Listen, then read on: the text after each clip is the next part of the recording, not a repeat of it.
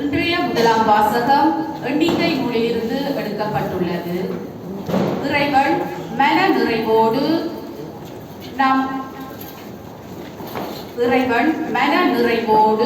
நம் ஒவ்வொருவரையும் ஆசீர்வதிப்பது பற்றி இவ்வாசகம் எடுத்து கூறுகின்றது.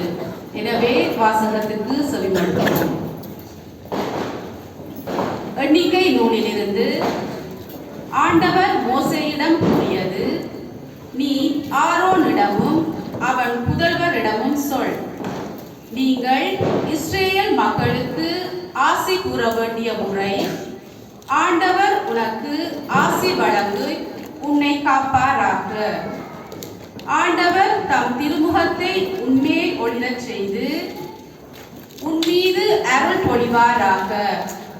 ஆண்டவர் தம் திருமுகத்தை உன் பக்கம் திருப்பி உனக்கு அமைதி அருள்வாராக.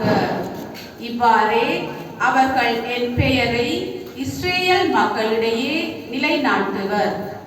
நானும் அவர்களுக்கு ஆசி வழங்குவேன். ஆண்டவர் வழங்கும் அருள்வாக்கு.